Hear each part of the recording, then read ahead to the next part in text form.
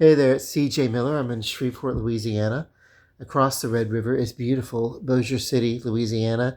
Just got back in from the gym. I look a fright. My hair is all uh, just everywhere underneath here.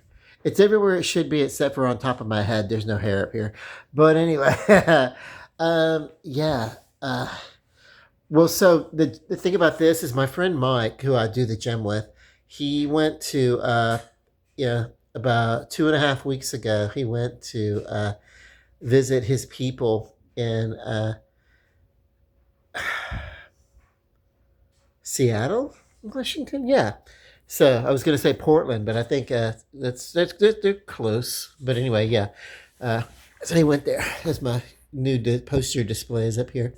I wanted to do like something really fun and record shoppy and to reflect the music and everything, but also I wanted to reflect my love of the GeekCon convention that I go there and get comic books and everything like that. So, and I've had these posters sitting around. There's Brandon Routh as a Superman from the Arrowverse version, and then of course there he is from his movie, his version of the character. So anyway, and so Linda Ronstadt, and that's the inside of the Saturday Night Fever poster, and so I'm gonna start working on that. Because I guess I've reconciled that I'm gonna stay in my apartment for a while longer. Um, See, that's something else that one thing I should talk about is that growing up, we were very nomadic, so uh, we just I don't know. For sometimes we just liked newness. My parents were adventurous uh, people, and when we were very young, we traveled uh, with the carnival, and like those memories so far back that I can't tell if they're memories or if they're imaginations from the stories that I've been told of that time. Because memories, really young life is like that. The earliest memories, you don't always know if they're memories or if they're things that you've been told, and you kind of get a ping and you can sort of imagine what it must have been like, and it kind of turns into a memory. That's how far back that goes. But I do have uh, memories from my infancy. I do have that. I do have uh, um, memories going so far back that I was uh, not even walking, and then I was a child, a little tiny baby, being passed around from person to person as they're like checking you out, looking at you. That new baby thing. I remember that, and I remember there was a sense of motion that I could almost will, I could almost communicate. And I used to think that I would float, that I would fly. And then later on, that I that ability stopped, and so I no longer had the ability to basically fly to the other side of the room. And later on, I connected the dots. What was happening was memories of me being picked up and carried around and being looked at by people and everything like that. And I remember that kind of thing. And then I remember being uh, probably about 2.5, 3 years old, and being taught words, being taught how to speak. I remember, I remember I had memories but from before I was speaking, and then I had memories of being taught to speak. I had memories of being given baths in the kitchen sink, uh, that kind of stuff. Uh, and then there are those moments where you hear about parts of your life that maybe they're memories and maybe they're not. Then there's the memories that I have that may be memories and they may not be memories, because it could be me looking at old photographs in the family albums, and memories built around there, and I could see the images and stuff like that. But there's clearly, there are clearly moments that I can recall there that we lived in this house, we lived in this, just constant, so many houses that we lived in, and we moved around a lot. And I trust those memories. Even the time in which we traveled and basically lived in a vehicle in a car for a while when I was real little, I trust those memories because they're so detailed. That was a time that my older sister, who was born blonde, her hair started to darken, and that happens. And then later on, she had children, and her three children, two of them were born blonde, and then their hair darkened uh, as their baby hair matured into their childhood hair. It became darker. But they were like my oldest nephew and my niece. They were blonde. They were born blonde, like baby blonde. And then their hair darkened and became kind of a mousy brunette as they got older. So and of course now it's like we're also like there's some natural highlighting coming in, what we call stress highlighting or whatever. So, um, but yeah, oh my God. But because so I trust those memories. I know those memories are real. Well, so we didn't set up a lot of roots. We were very nomadic. When we left with the family in a car and whatever we could fit in the car. And this was the age of renting furnished apartments. You looked around for an apartment that was furnished. And there were people who had furnished apartments, and I don't know if they do a lot of that these days. And if there are houses that have like furnished apartments and everything like that, they're typically not furnished very well, you know. So, but yeah. Um,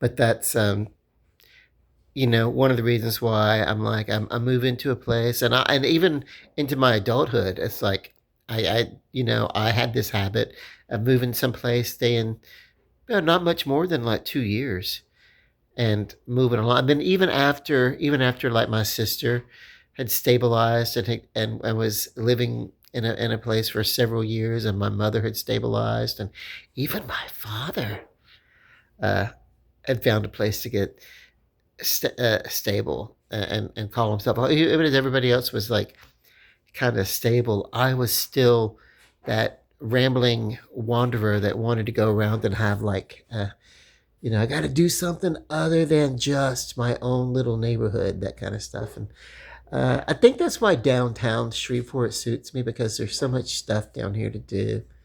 Um, and you know it was probably about 15 or 16, somewhere around there, whatever, that maybe about even less than that, probably about 12 or 13 years ago, uh, I subletted from Isaiah as a subletted part of it. He was renting a big huge house, and I subletted a couple of rooms, and I lived with him subletting for about 3.5, almost 4 years, and that was kind of the longest I had ever stayed anywhere in my entire life. And I don't know, it was a constant moving around, for my life, and so I never really got around to doing much. And then when I moved to the Fairmont, I knew that was a temporary stay. I knew I was going to be staying there long enough to be downtown, and until I can find an apartment that I liked down here. And after I had been there for 1 year, I was going to move out. And I was looking around, I was going to find a place. But I don't recall what I think. What it is at the time, it was just like the finances, having been there just 1 year. I mean, the finances were not exactly right, you know. And so there was a, waiting around. And by the time the apartment that I wanted in another building had opened up and become available, um, I had already signed another year's lease at the Fairmont. So I was like, well, that's okay. I will move out after the second year. You know, the second year came along, and that is by that time I had gotten a notice. I had gotten a notice that um, they were doing this development at Bayou Grand, where I live now, and it's my name had been given to them as a possible interest uh, through Volunteers of America, because I did some volunteer. I lived and was part of the Volunteers of America community for some time. In my roaming around days. So that's something. And I was consistent. I was a good tenant, and I obeyed the rules. And when I lived at the one of the properties of uh, Volunteers of America. I've lived there. You know, I've lived with them a few times actually in my life. So I mean, I had a really good, uh, reputable standing. So that's one of those things. You just in life, what I didn't do was I didn't ditch on bills. I didn't I think I can't say that when I was younger. I can't say that maybe some of the motivation from my parents in their younger life would have been like, "Hey, we're going to move because we're kind of feeling financially under, so we need to go someplace and do something different and better opportunity and stuff." And I can't say that we always left the bills paid. I can't. I can't say that, but this was I was also before the age of um, large databases where they kept track of all that kind of stuff. So if you moved away out of a town for a few years and moved and did some places, and then you moved out, and I don't think their intention was, hey, let's go here and milk up everything and then ditch on some bills or anything like that. I don't think that was it. It's just that when it was a matter of okay, affordability. Okay, we need to move. We can't afford to move. If we pay this last electric bill, we'll settle up in the future if we ever have to. That kind of thing. And I think any of us have I think any and all of us have done that. Like postpone paying an electric bill, and we'll catch it up later because we know that it's flexible and that kind of stuff. And I think that's the kind of stuff that's happened. You know, but or like, well, they're going to keep the deposit anyway, so let them keep the deposit in lieu of rent. And that's why deposits used to be the first and last month's rent up front, and that way if you skip out on the rent, you know that last month's rent was paid when you first moved in, that kind of stuff. There's a lot of that. So um, it wasn't uh,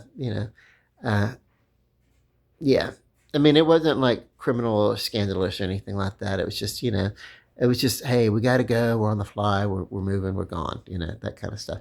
But I remember when we had our talk about moving from Bossier City to around Morgan City, Louisiana, which is in the Gulf, where people, there's a lot of oil work down there. And I remember there was talk about that. Even a little kid in first grade, there was talk about that, and people, I remember the adults talking about it, and I would pick up on conversations, and that went on for months. So that wasn't a hasty move or anything like that. But yeah, but we did. I was in first grade. We moved down there, and I went to a school in Patterson. Uh, then I transferred, went to another school somewhere around there. Like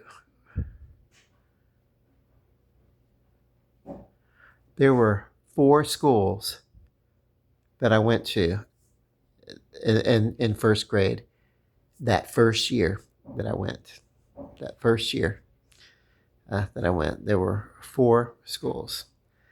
I remember that. very specific because it's like, wow, we're moving again. Okay, but it was a lot of, you know, we were blessed that we were able to really get it together. There's a lot of moving around and stuff, and that's, they did, and then of course we did find a place, and we stayed down there for a few more years, and then by the time I came back, uh, and I had to repeat the first grade. That's the thing. It's like there was so much instability, and I was not like at that point. I wasn't really quite socialized, and uh, I can see that my maturity level in the first grade to be promoted to the second grade probably was not.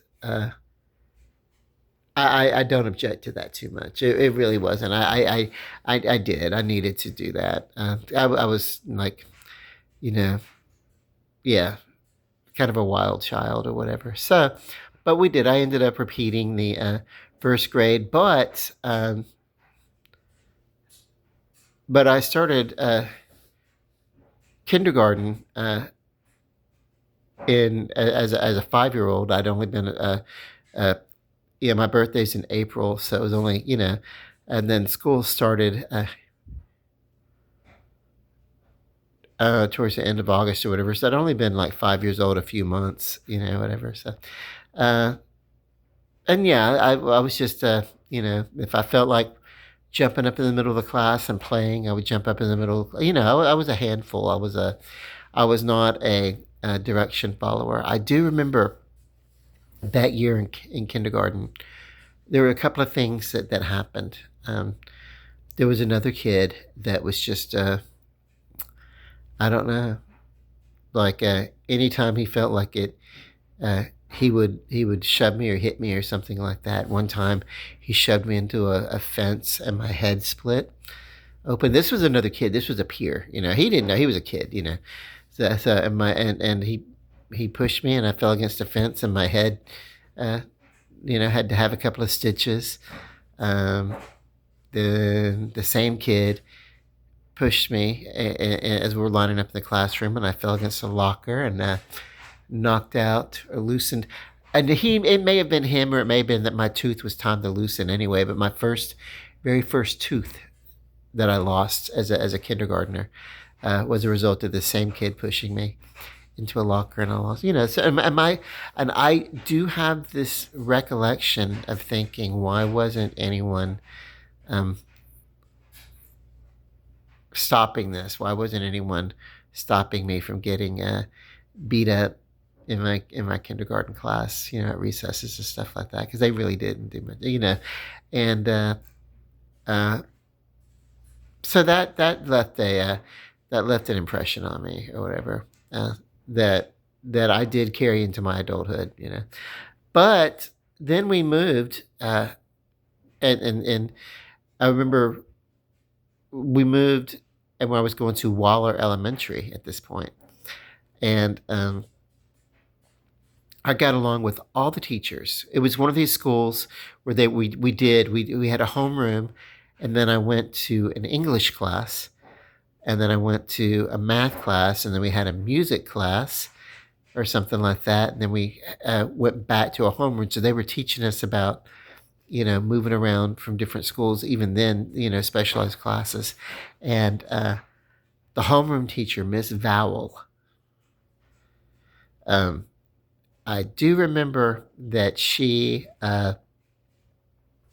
was the only teacher that had a problem with me. And she would take me out to the hallway on every other basis or something like that to paddle me. And I don't know why. To this day, I don't know why she's the one that had the problem with me, but no other of the first grade teachers had a problem with me. But it was Ms. Vowell that gave me a history lesson about the United States of America, and I really paid attention to that. And they taught me about my geography and where to look for a state that looks like a boot on the American map and see if we can't find Louisiana looking like a boot. Well, there's a lot of states that kind of look like a boot, they're, kind of an L shape or something like that. So if you look at it, there's a couple of little places that but yeah. Um,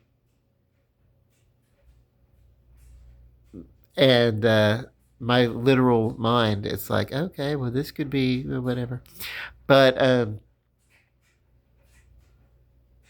so yeah, I don't think I got that question right. That's what I remember not getting, not knowing exactly where Louisiana was and having to be shown that. But to be given this sense of being talked about America, what America was like as a country, and the reason why I had the life that I have, uh, in a more free society, uh, and how wonderful. And it wasn't even by comparison. It was just we were just talking about how good we had it, uh, and it wasn't even by comparison to other countries or anything like that. It was just I was just getting instilled a sense of pride. And you know what? I do not feel I do not feel that my patriotism was manipulated into me or anything like that. It's just when she spoke it, there was just this sense of, this really feels right. This really sounds right. And this really is home. And I have a sense of home that I live in the United States. And I still had that sense of patriotism today that was always with me, always present. But Miss Val helped me define it through her lessons, the history lessons, and just, American culture and stuff like that, and just those conversations. Um, but I don't know. I still vexed her to the point that she needed to do frequent paddlings. I don't remember. I don't remember that being a case at all. I remember at one point she even went to get my sister to watch me and observe me getting a paddling, as if that was supposed to be, something, like what? Yeah. Why don't you just, call my parents like a normal person and yeah, whatever. But that was in the days when, you would get the paddlings or whatever. Corporal punishment was a big thing, uh, and it was quite prevalent as a means to educate and teach. And that is something that today, as raising children, I would not really uh, advise as a tool of training or lessons or whatever. There are other ways to exact penalties and have conversations and to calmly express that there are consequences. Um, was it a little bit traumatic? Yeah, but I also think that in hindsight, the reason why I learned some of the lessons that I learned was because I learned that some situations lead to a traumatic outcome. And so to think about it, to avoid some trauma, I didn't have the words to put it. It was more like if I didn't want to get my ass whooped, you know, I need to behave and have some respect for my elders, and especially in my family and my immediate community or whatever. Uh, whereas I think the culture has kind of shifted away from that today. Whereas it used to be, hey, children um, are fine to talk with children however they want to, but when it comes to adults, there's a hierarchy. You need to be kind of respectful of your adults. You need to wait for your place to speak. And I think that from what I observe, uh, that's changed a lot. And instead of being part of a separate conversation, children are brought into adult conversations. I will say one of the things that I did like about what my parents would do with us when we were coming up is when it came time to do the finances, we would sit around the table and we would discuss the money. And we would discuss, this is the money, and this is going to pay this bill, and this is going to pay this bill, and this is going to pay this bill, and and we didn't have we were, poor people. We were impoverished people, um, and how we would balance, and it would be like, okay, that we are relieved that we're going to be able to have all the bills covered this month. But then we look at the bills sometimes and we say, okay, this bill we can put back and we can pay that next month if we have to, because we really have to pay this bill, that kind of stuff. But working out which bill, because it was a, you pick and choose which bill you could afford to pay. Today my bills get paid in advance. Uh, I pay my rent as soon as I possibly can. Meaning as soon as they're willing to, as soon as that my rental company is ready to accept the rent, I pay the rent, and my utility bill is paid a little bit in advance. It's just anything that's left over at the end of the month, as far as my budget or whatever that doesn't get spent, I go ahead and add on and pay ahead on those bills. Um, and the reason why I do that is because as a um, you know, I'm allowed maybe about $4,000 in savings and not much more. And then that would affect my insurance, my health insurance. Uh, so what I do is, if there is like, the way I can kind of get ahead is like maybe not sink money into a savings account, but I can sink money into uh, utility bills and pay ahead, so that um, if that makes sense. Like I like, if there's money, uh, I don't just have money just sitting around. Uh, I have like some change, like some coin change or something like that, But like real money, I don't have real money sitting around not doing something. It's either paid ahead or it's saved in the bank. But there's not really a lot of, like, I'm not allowed to have a lot of savings and stuff like that. So what do you do with that when if you have a little bit left over, uh, and you don't want to? Well, like maybe I want to save up and take a vacation or something like that, but I can't just live on vacation because I couldn't afford that. So you save up and you do that once in a while. You maybe save up and you go away for a couple of weeks, maybe once a year or something like that, like normal people do. That's my normal life today. Whereas when we were growing up, if we wanted to do something and we wanted to have a different experience, we had to make a choice. And this carried over into my younger adulthood. If I needed a change in life, I couldn't afford to take a vacation. So what do I do? Well, I just upend everything and I just go run off to live in New Orleans, for a couple of years, or run off and live in uh, Miami for a couple of years, or go live in Kentucky for a little while, or whatever. It's like, um, it was a habit that I picked up over my life, and I didn't really settle along enough to really get into a place and say, okay, now I'm gonna nest it. I'm gonna nest it, decorate it, and everything like that. But now that I feel that I'm gonna be here for a while, it's cool. I could do something and put a little style on my place. You know, the Fairmont was the first place I actually started to like paint and decorate and everything like that. But even when I moved there, I left a lot of stuff behind. The paintings uh, I had either sold or had given to other residents that moved in that didn't have anything to put on their walls, because there were a lot of people. That's kind of a place where people move to start. It's a starter place, and there are people who move there and sleep on a bare floor sometimes. Now, I know that for a fact. I've seen it. Actually, the very first time uh, yeah, when I first moved into the Fairmont for a couple of days, I was uh, no, it wasn't the Fairmont. It wasn't the Fairmont. It was another building called the Jefferson. That maybe about 20 years ago, I moved into this building called the Jefferson, uh, and it is a sister building to the Fairmont. I'll show it to you sometime. It's on Louisiana Avenue. I've talked about it in my videos before, but yeah, I didn't have any uh, furniture at all when I first moved in.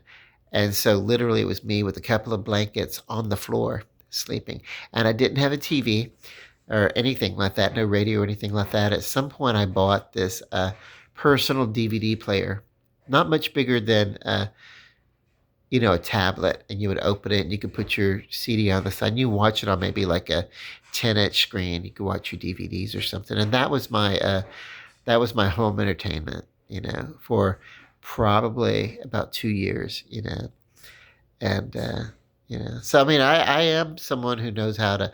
That's why I like having comfort because I've lived uncomfortably and I have managed and survived or whatever. So, but yeah, but now I recognize, hey, I'm probably going to be here for a few. I've been here for about 4 years.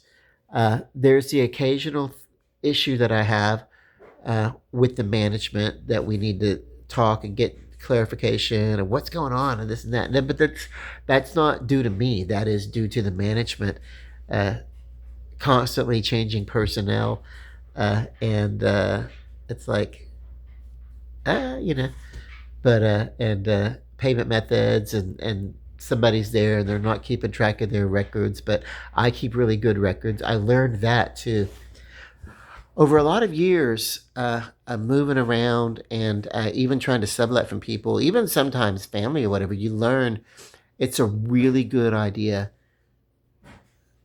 and especially with family, if you value those relationships and you want them to endure, that if you're going to do any sort of business, you do receipts. You get receipts uh, for the official rent or something like that. It's one thing to go stay with someone and you're a guest while you're getting yourself together, and then you say, "Well, let me go ahead and contribute uh, some kind of grocery or some kind of something." That's not what I'm talking about. But I'm talking about like an official rent situation where you're not just a house guest, but you're paying rent and setting up a residence there and everything, uh, and you're contributing. You really need to think about just to keep things out. Keeping a written record of monies exchanged for room and board, and uh, just because there are going to come times of monetary conflict. I can guarantee you, and I don't care how wonderful your family is. I don't care how wonderful you communicate these things. You feel there are going to come time. There's going to come a time when you're going to need to look back and you're going to say, "But I paid this and this and this and this," and I learned the hard way that if you ever do that, ever, and you don't have good records, it can cause a rift. But if you keep good records, it can help facilitate, a fair and peaceful air of things. Just from a great experience. So, yeah. So what I learned after that last time when I had like this really, it was a yeah, it was just kind of a falling out with family. I just learned to keep healthy boundaries with family when it comes to financial arrangements with family. And then I learned, what do you do? Receipts. If you're gonna uh, rent a room from somebody or sublet, family, no family. So from that point on, I've always worked with receipts and record keeping, and can always do, and I keep a track on that. And it's not to be a dick or anything like that. It's so that I can show, well, this is what I have. This is what this is what I've paid, and it's served me because there have been times here that the accounting had been mixed up because when they first moved here, they hired a lot of people and they were new, and so proper record keeping was not something they really, I don't know, it was computerized or something, but there were glitches. Anytime you do a data entry, there could be glitches, but if you keep track,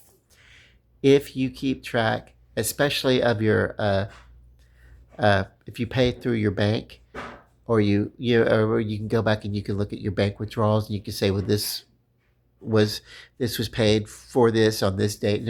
But also, if you use money orders, keep the receipt from your money orders for years. You just don't know. You know, and you to keep them together. You know, maybe put them in a Ziploc bag and keep them organized in a Ziploc bag or a folder or something like that. And then, yeah, it's just you just want to keep those records. You know, it'll save a lot of hassle later on because I guarantee you, and the most together of families can have a financial dispute. You know, and yeah, so there you go. That's my advice on that. But yeah, I did decide to that I could nest and I could work on, you know. But I'm also kind of slow to decorate things because I love the process of actually thinking where's stuff going to go. I lived here when I first moved in. I think for the first year, I didn't really do anything with the walls or decorate or anything like that because I was still arranging where's the furniture going to go. Um, you know, and I'm not quite finished in this room yet. I don't think about where the furniture is gonna go. Uh, but as a matter of fact, I'm sitting on a love seat that I want to pass on to one of my nephews. He's just waiting to get a car or vehicle or truck or something to come move it because it's like I don't, you know, I'm not doing it. But if you want it, it's here. Come get it. If not, eventually it's gonna go to somewhere else. You know, but um because what I want to do is I want to rearrange this room again, you know, uh, because I try to sleep here and in the morning and that sun and my bed is like right there at the window and that sun. I would show it to you, but I don't make my bed, you know. I'm like, it's like I'll show it to you. There it is. Yeah. So it's like an unmade bed. So there we go. So anyway, yeah. Um, but yeah, but I'm right there, and it's like you know the sun is like right in my eyes, and this and that and everything. So, and I thought it would be kind of cool to be like right there, but I think I want to kind of move it around. But I want to put the bed over on this wall, on the other side, on the interior of the apartment, and you know,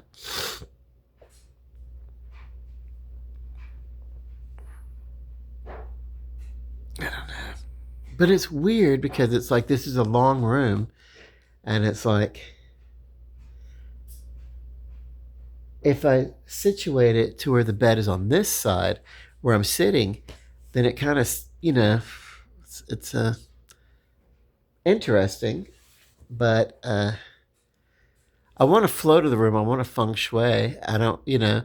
So I'm actually thinking maybe what I might could do instead of sticking it out with the short end against the wall, I'm thinking I might could do, even though it's a, you know, I'm thinking what I could do is I could, because it's a king size, it's a large bed anyway, I think I could put the slightly longer end against that wall and then set up a setting room, a sitting room around the window. Because this is big enough to be two rooms. You literally could fit about three beds in here. If you had like children, you could turn the master suite into their bedroom, you know, and then the adult could go into the guest room or something, you know. But anyway, yeah.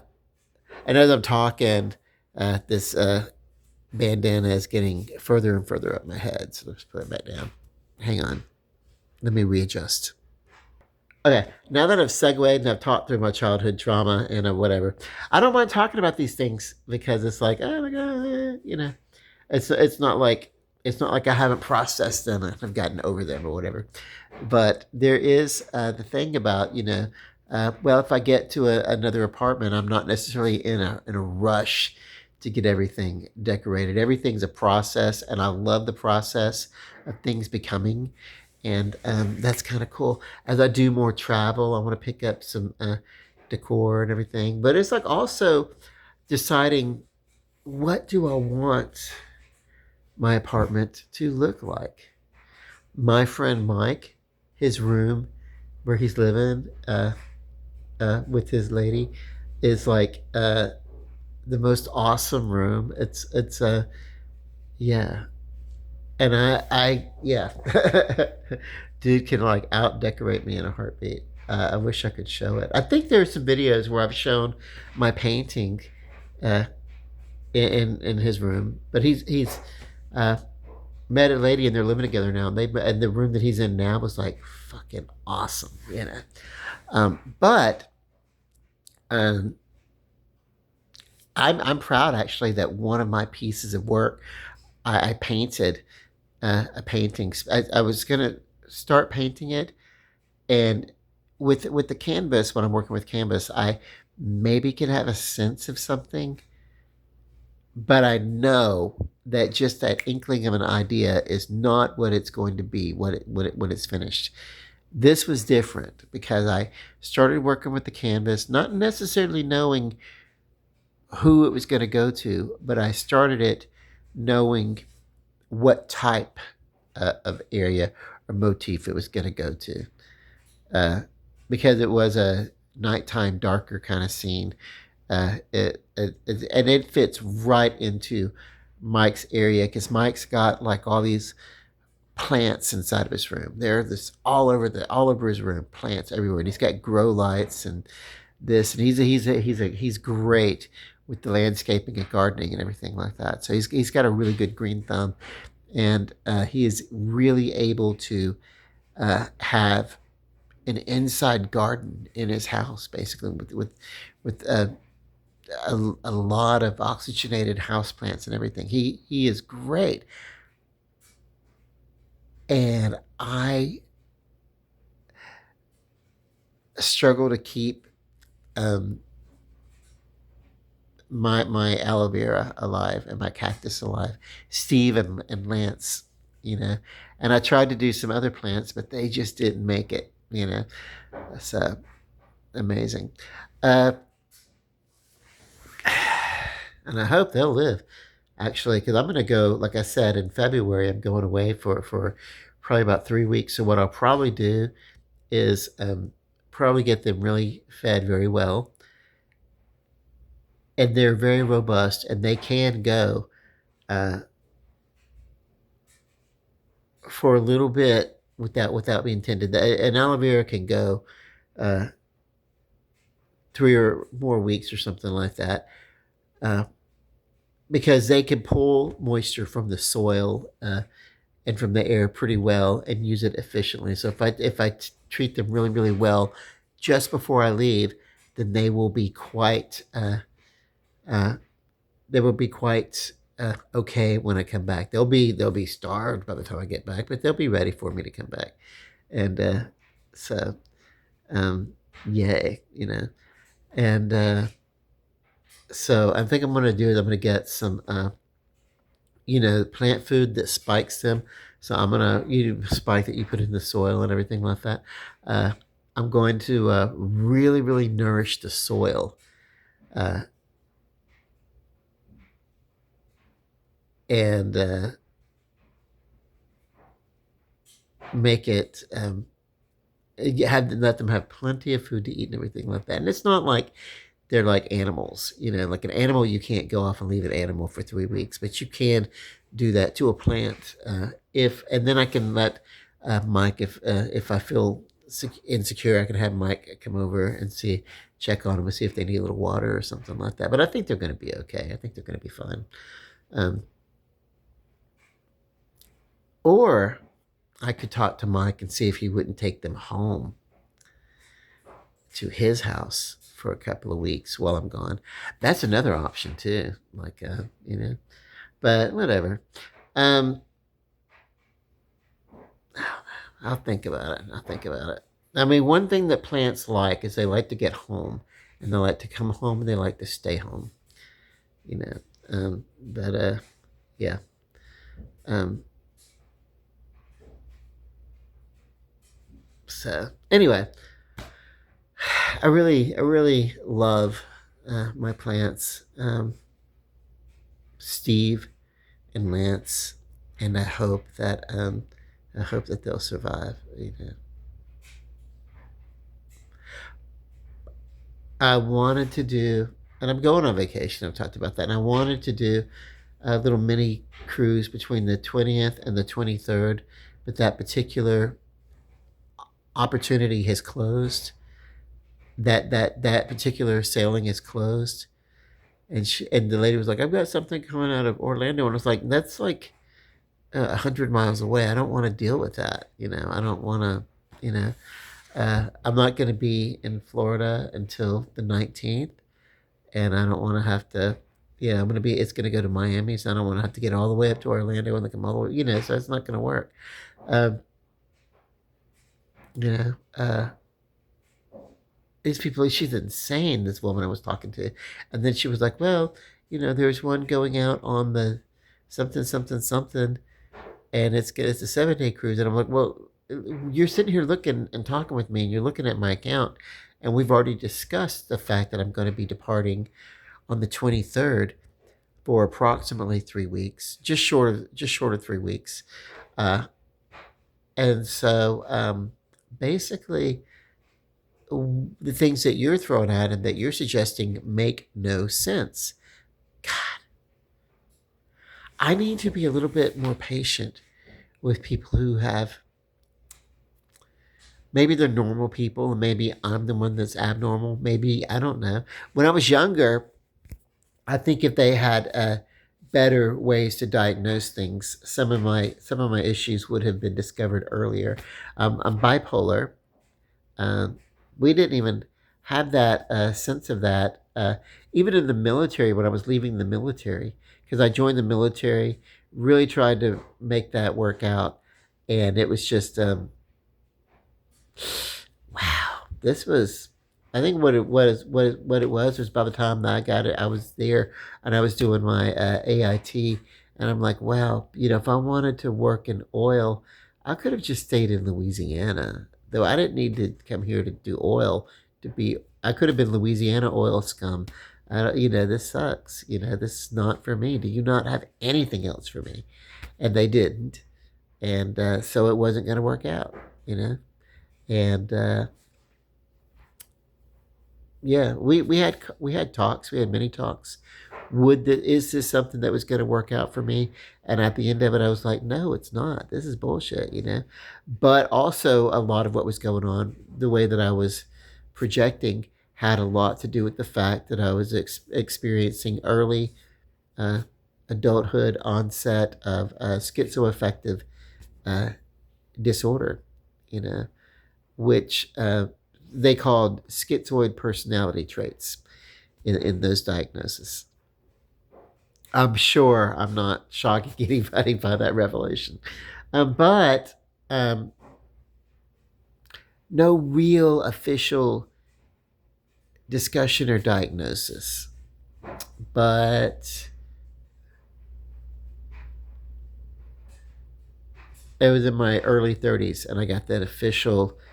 They were able to trace my medical history and the amount of times that I've been, you know, in hospitals to address, uh, emotional issues and medication issues, and when you're treating a bipolar disorder, or really any sort of neurological imbalance, the trick is, and it takes years. It's not an immediate. Hey, we're gonna lock you into this this routine, and it's gonna fix everything. That's not what happens. That is not how it works. You have to try out many, many, many different combinations of medicines to find out which work for you, which don't work for you, which methods of therapy work for you, it's because everybody's individual. There's no one way to treat. And then you have to deal with, side effects that may come along. So you have to find the method that will treat and hopefully not give you tremendous amount of side effects, so that you're not taking one type of medication, but then you're taking another medication to counter balance any side effects or something like that. And medicine, the medicine over the years for these types of issues have gotten so much better, and so simple that it's maybe a little bit easier, I hope, but it still takes time to, it can take years uh, to get to a suitable level of treatment that's working, to find the right treatment, the best treatment. And there's going to be a lot of hiccups. They're going to try out different types of medications. And then the trick on this is that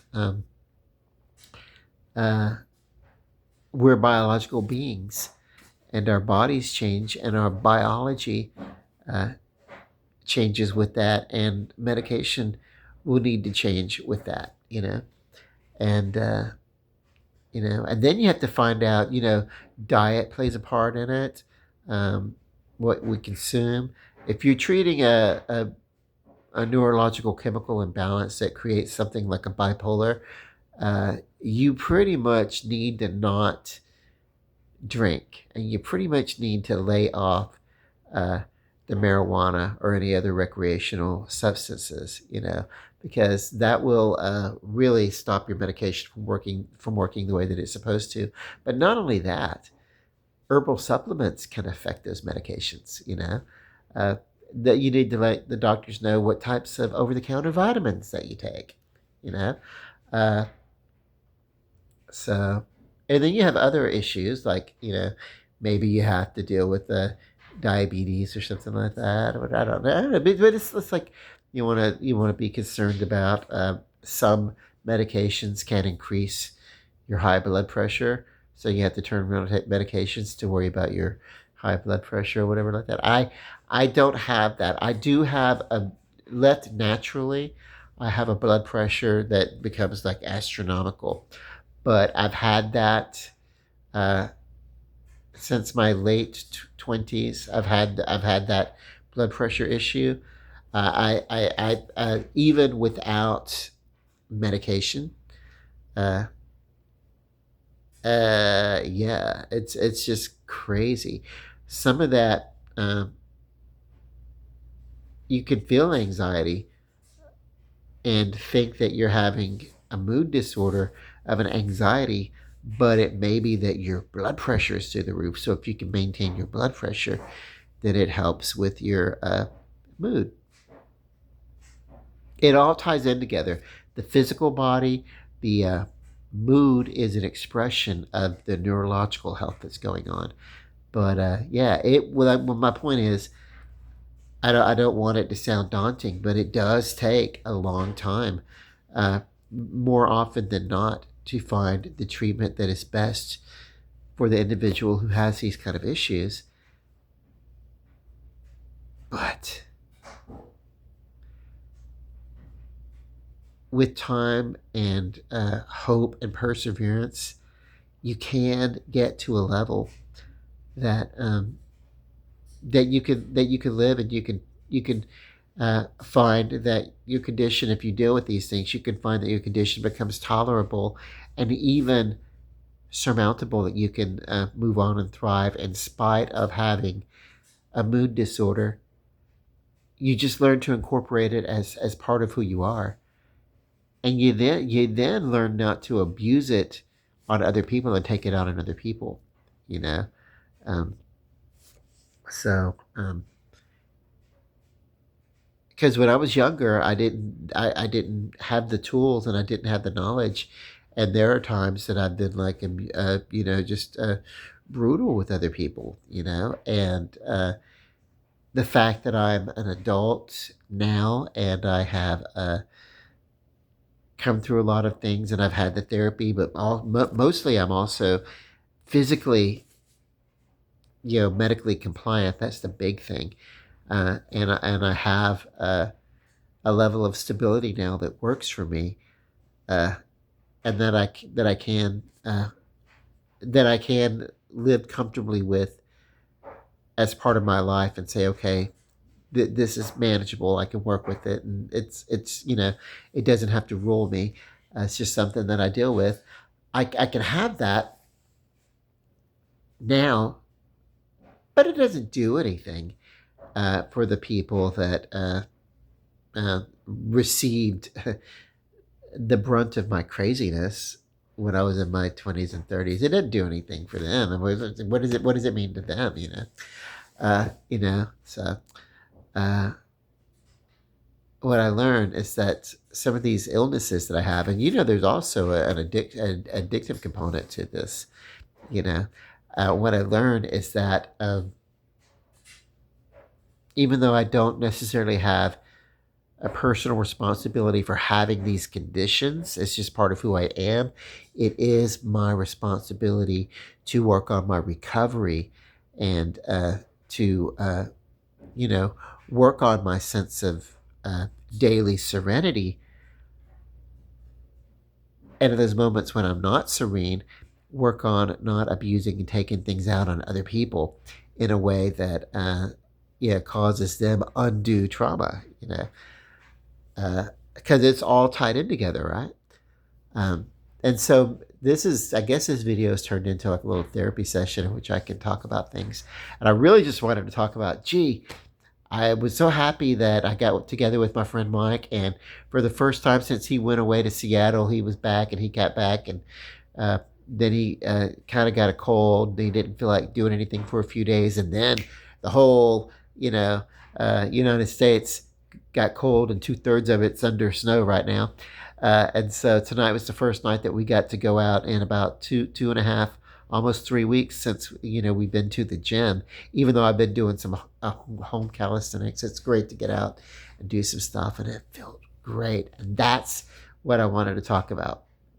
So all the rest of this was just kind of a lead up. I sat down and then I looked and I'm like, oh hey, well let me talk about the process of why I'm deciding to now do more decorating, not just in my front room where people come to visit with my paintings and everything like that, but let me go ahead and start working on a motif in the different houses and stuff like that. But also, I am a slow person when it comes to stuff like that. I want to think about, well, what theme do I want? I'm not the kind of person to just slap stuff up on a wall and just to have something to fill a space. I'm not that. I'd rather have an empty wall than a wall that doesn't tell some sort of story.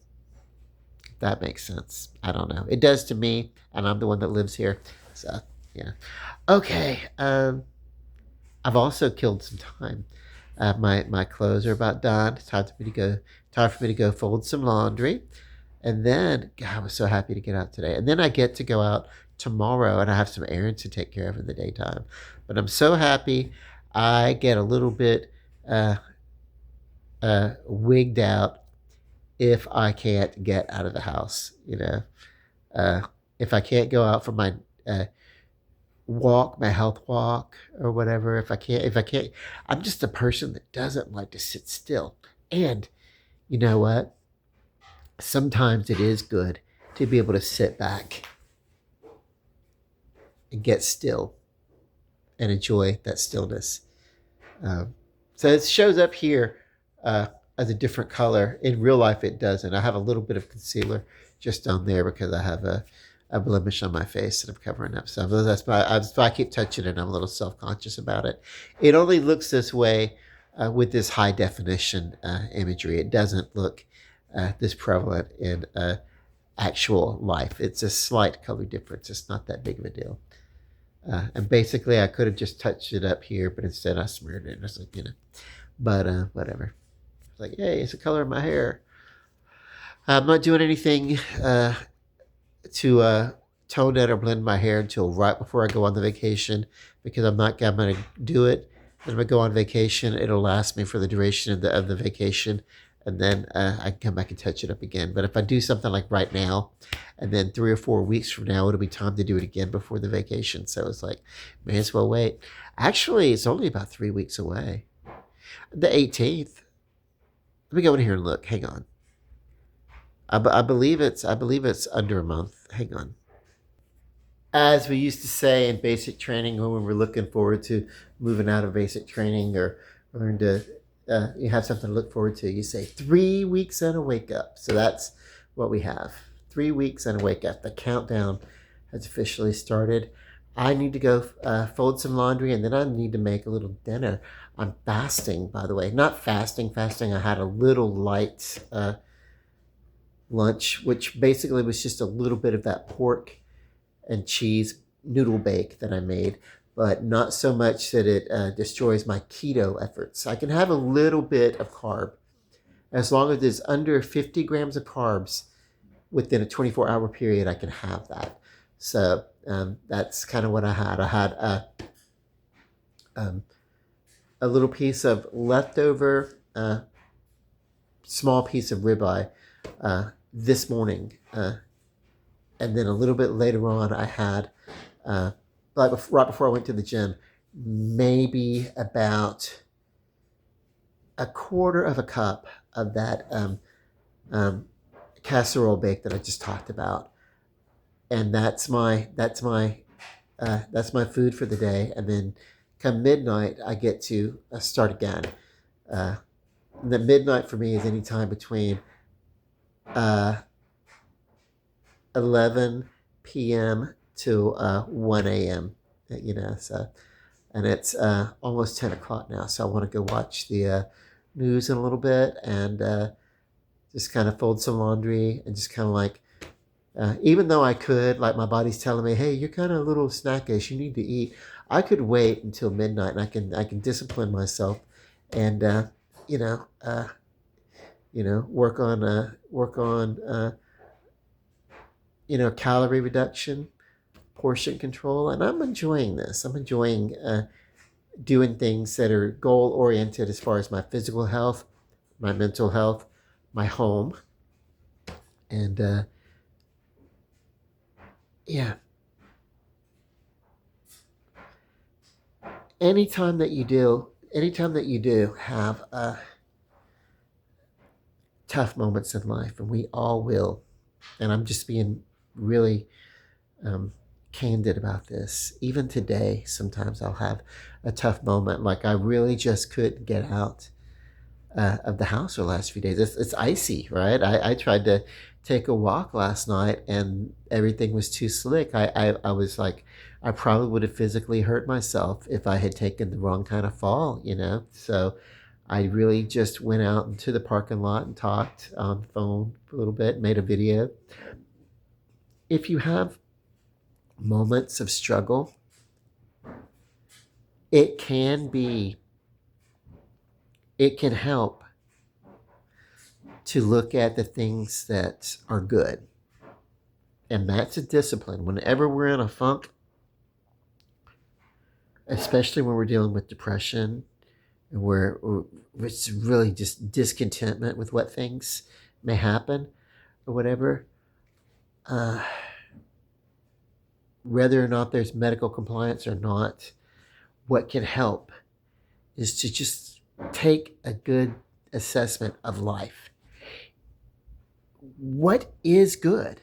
We can look at everything that is completely wrong and be fed up and done with it and just want to cash it in. I've had enough of it. But if we stop and we do an inventory, if you have to go all the way back to the pros and cons list of your life, if you just find something that has been good, even if you're not feeling it right now, but it has been good and it will be good again. If you just find a reason for appreciation, and it is hard to do that when you are just feeling under the weight of your daily life and it's really gotten there, it's hard to do it. But if you can just persevere through that and get to just taking an inventory of your daily life and saying, okay, this doesn't suck. I like this part. I like this part. And it can start getting you into that mindset. It can start breaking it can stop. It can kind of break up that depression. It can break it apart. It can shatter that depression. Just that little bit of appreciation can break apart a depression.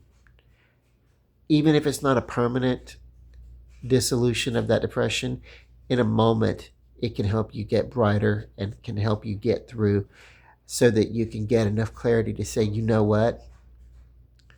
Life is good and it is worth me striving to get better. It is worth me reaching out and getting the emotional support that I need. If I really do feel, things are tough and I really, if it's down to the wire and I need to get that medical help, it is better to reach out and go to a doctor than it would be to sit at home and do nothing and then one day decide to take an overdose, or something, you know, because that's what we're talking about. We're talking about your life and we're talking about saving your life because it's been a factor for me. It's been something that saved my life.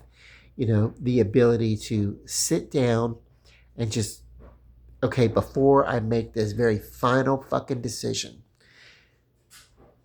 is there any reason? Is there any kind of bright spot? Is there the anticipation of change? I'm feeling a lot of sadness and misery right now, hypothetically. But if I'm feeling that and if I'm in this moment and it's fucked up, is there any chance that this is going to change? What can I do to make? And the answer is always yes. There is always a reason to hope, and that hope will always manifest. There's change is inevitable. There are some times when I've gone through. There's seasons of my life. It's been like I don't know what's going to happen next. I don't know, but I know something's got to change, and if something's got to change, this time it's going to be up to me. It's going to be up to me to make the move. Some of that was a reaction to that trauma that I talked about, but yeah, if I have to move to save a life, and if you have to move to save, do it. But eventually, those changes are just band-aids. And if you really have these types of conditions, like I do, that the real trick is to get someplace where you can find a trusted medical team that can help you with this. Now, there is a component to this where you can have these mood disorders, various causes, various degrees of, and not be able to recognize it, not be able to know that you have it, that you have this chemical imbalance, maybe sometimes causing this, and you have no, it's a denial, because maybe what it means is, okay, well, that means that I'm not going to be able to drink. If I'm going to be medically compliant and it's going to work, I'm not going to be able to drink, and I don't want to give up drinking. Well, that's a choice that you're going to have to make, and it's not even sometimes about wanting to give up the drinking or the marijuana or the pills or whatever. Sometimes it's not about that. Sometimes it's about not knowing what to do otherwise, and to realize, oh my God, what we've been doing is self-medicating, and in lieu of self-medicating, why not at least go get some professional, skilled people to work with that, and work on something that's not just going to numb the situation, but something that's going to work on correcting the situation. It is so much better to do that than to one day finally give up hope, because I've been there. And I've been there and I came through it because I was saved, I was rescued. But not everybody's gonna get rescued if they can't just get in there and get to the clinician that they need to get to, the clinic, the help that they need, or whatever. Uh, if you have anything like that, I want to tell you that there's no shame. Everybody that I know now, I know a lot of people in recovery. Almost everybody that I know is in recovery or needs to be in recovery. But we've all felt this drastic situation, this sense of hopelessness where we can't find it. One of the things that can help us get to that place is taking stock and finding the things that we can feel an appreciation for, that we can have hope that that appreciation will come back to us, and that there's even a lot of life left to be discovered. Uh, Even in my 50s, it's like people are living like way, like I had a great aunt who lived to be a centennial. That's like, gee, that means I can be middle age right now, instead of an old man, whatever. We live longer, healthier lives. What a time to be alive. Let's love it and appreciate it. And you know, self-care is a big part of that. My happiness, my responsibility, everything. It's on me. It's my responsibility. And if you're a single person and you're living alone and everything, then you know what? My friend Rusty told me this. If nothing else, fucking fall in love with yourself. Love yourself, and treat yourself the way that you would want a partner to treat you if you're single. Uh, because you know what? You are enough and you are worthy. And you know, uh, if I knew you personally, whoever who's seeing this, I know that I would love you and that we'd hang out and we'd be friends. I'm that friendly of a person, and I love people.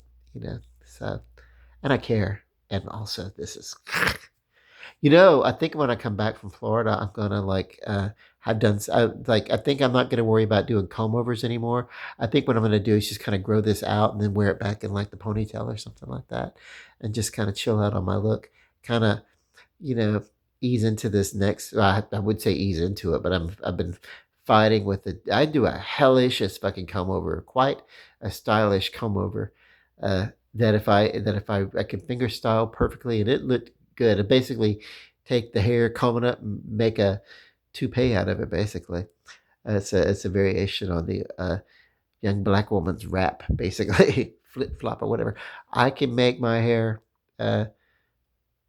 Look pretty awesome, and I can make it look so awesome and so still that it's not going to move even in a gale force wind. That hair's not going anywhere. But you know, I'm also getting over that particular phase. It's like now it's just time for me to grow it out in the back. Uh, don't worry about the top. It's okay. Whatever. Put some sunscreen on it. I think I'm working towards that particular look. Okay. Truly love and light. And just like this guy, you are super. Good night.